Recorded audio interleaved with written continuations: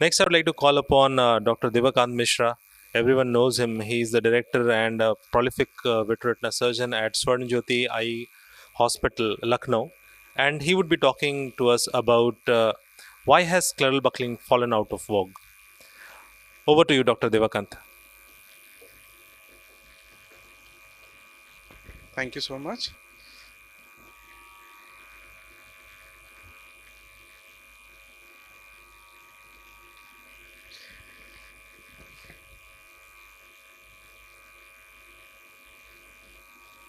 Right. So we have seen what the advantages and what the how buckling can be tried in some very difficult scenarios as well. But I'll be focusing on why it has fallen out of vogue, why the young ophthalmologists today are not opting for buckling and are opting much for the newer counterpart, that is vitrectomy. So we have come a long way from 1927 when Lister stated that treatment of a retinal detachment associated with holes should not be urged except only in eyes as a last clutch at a straw of hope. So from that we have come to the age of sutureless. Now we are seeing that the residents, the fellows, they are exposed to most of the sutureless kind of surgeries, and their experience with sutures have gone really down. So they prefer sutureless procedures. Now vitrectomy has evolved a lot through ages, and from 20 gauge to 23 to 25 gauge, and advancing systems and newer technologies coming in every day. But with buckling, we have seen very less advances as such. Now there's extensive tissue trauma compared, as we can see in both the photographs. Most of our vitrectomy patients, if it is done by an experienced surgeon, it's almost like a cataract surgery the next day, with very quiet corneas, and the congestion is also not there. But on the contrary, we see a lot of tissue damage in buckling cases.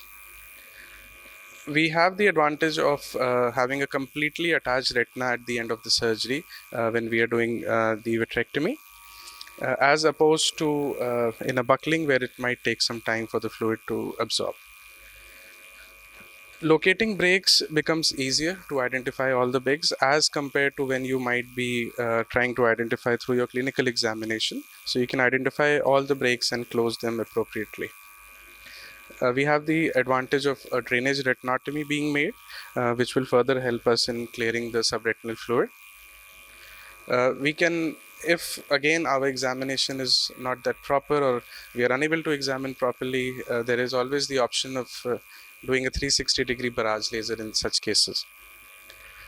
Dr. Himadri had shown a varied array of cases where he has tried buckling, but there are certain complicated RDs where, of course, you would prefer a vitrectomy case. Now, a conventional, traditional vitrectomy would take comparatively lesser time. As last time Dr. Naresh Babu had pointed out that the time that you spend in the OR should be less than the time that you spend evaluating the patient. So now that art of pre-op evaluation is diminishing. Again, the financial aspect, as Dr. Himadri was pointing out, that it's a low cost and method that is becoming counterproductive. A lot of people feel that you cannot charge much your patients when you're opting for a buckling procedure. The complications are with each surgery, but there are certain devastating complications that can happen with buckling. So thank you, and it is open for discussion. Dr. Dipender is here, so he can give his inputs. We were talking about vitrectomy versus buckling. So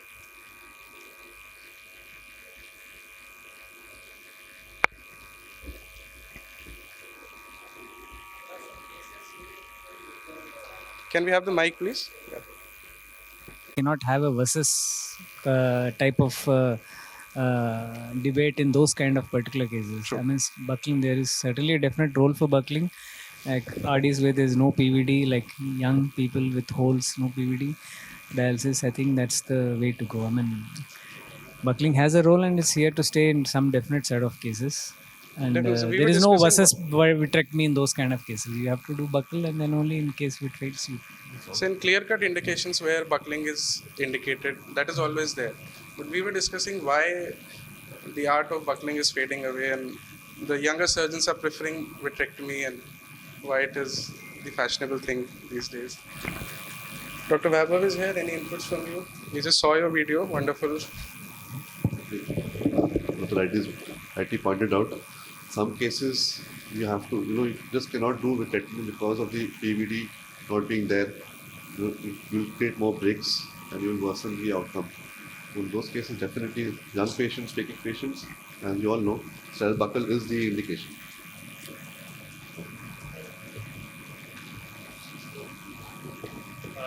Dr. Vaibhav, what was your learning with scleral buckling using a chandelier? Because I have shifted from indirect to using it with chandelier. But what I understand is when you are actually tightening or fastening the sutures, the incision from the where you put the chandelier, that kind of at times gapes and the vitreous kind of comes out. So can you give us some tips as to how to avoid that? Because there is a very high chance you may have more floaters, infections, and it does settle down with time. But how do you avoid that gaping of the scleral chandelier when you put in? Yeah, I think as so chandelier assisted vitrectomy, buckling is something which a lot of people are taking up. Ergonomics is something which is very important, but more importantly is that it gives you that extra edge. Sometimes you can zoom in, you can focus better. That is also in the XY is available, and with the biome you get the upright image as well. So along with it, yes, there are few challenges when you do chandelier assisted surgery. Would be this when you're draining, and if your chandelier is intact in a faking patient, you can touch the lens, subtle collapse or hypotony, and floaters definitely would be one thing. I was saying when you actually insert the trocar of the chandelier, and when you are actually when you are indenting it to visualize it, to do a cryo. So that is a point where it is slightly difficult, to maneuver it, because it kind of you are not able to freely maneuver when you are doing it when you are doing with the indirect, because you can actually rotate the globe here. When you are actually putting the chandelier, do you put diagonally opposite or do you put closer to the break? So what I have learned is if you're putting more diagonally opposite, it is slightly cumbersome, because that is where the chandelier kind of it doesn't let you fully rotate the globe.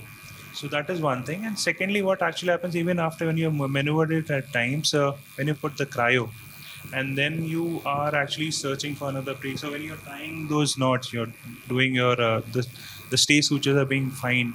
That time, when you actually observe the trocar from where you put the chandelier, those tend to gape sometimes. So how do you have any tips for that? Because I have found out that this happens in some of the patients. I think yes, I have seen that as well, and experienced it.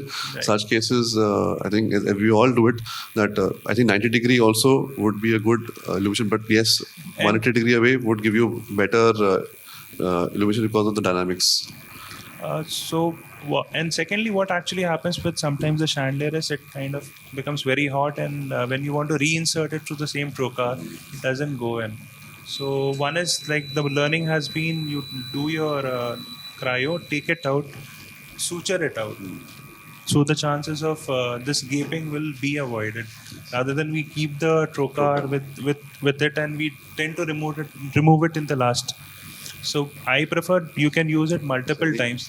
I think I will already said that you remove it when the job is done, and I think that's you said rightly. Or otherwise, you can always put a plug. When you are not visualizing, take out the chandelier, tape it to offside, and put a plug. So then it will not obstruct your rotation of the globe. And once in a while, if you have to do a little bit vitrectomy of the prolapse vitreous, that's also fine.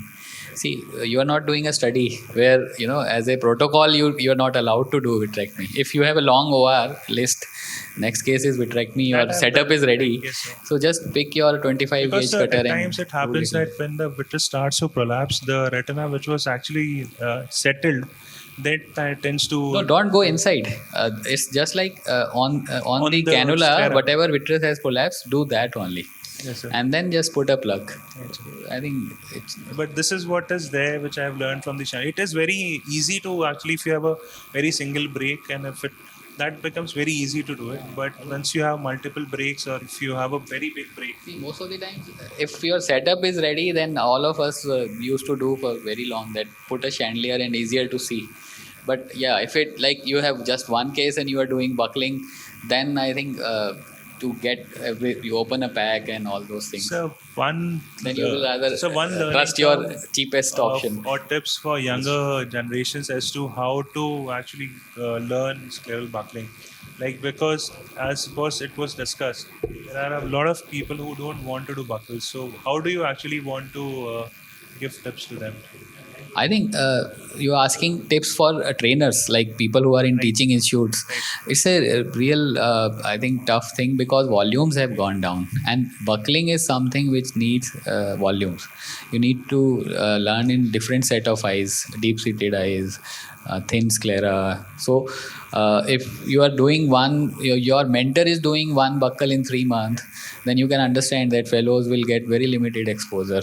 What I can feel is maybe we can get some simulation models, or I think we can get Workshops of with model eyes which are actually looking like human eyes, and actual with silicon or something, and then these fellows may be asked to practice on that, because I would not recommend mentor doing too much buckling just to teach fellows. I think no mentor would agree to that you start doing 90% buckling, 10% vitrectomy, because your fellow needs to learn.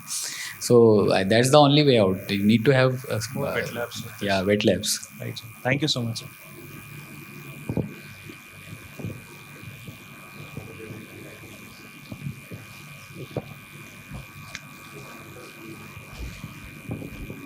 Well, definitely it was a wonderful set of discussion, starting from conventional buckling to pediatric scleral buckling, as well as chandelier assisted buckling, and some points were spoken by Dr. DIVA Kant on why it's going out of vogue. But we do have to remember that even with vitrectomy, it's very difficult to get an attached retina without with 6x6 vision on day one. But in scleral buckling, it's often said that if the retina is attached on day one, it will stay attached for your whole life. There's no need for positioning, and your lens is absolutely safe. So with this, we would like to conclude this session and hand over the session to the next chairperson. Thank you, everyone, for the wonderful discussion. To everyone present here. I think with our IC, we are trying to generate at least a little bit of interest in scleral buckling among the younger retina surgeons. And with the multiple presentations which you have seen, you must have gotten an idea that scleral buckling is a very dynamic and very versatile procedure, which can be at least tried as a first choice in almost all forms of retinal detachment. If it works, you get a very good outcome with a single surgery, no oil removal, no positioning. But also, if it fails, you get a very simple case to do a vitrectomy in, because the buckle provides a lot of support even to a vitrectomized eye. So I believe this is a procedure of surgery which should not just be lost in history, and it still has a lot of relevance in our modern day practice. Thank you very much.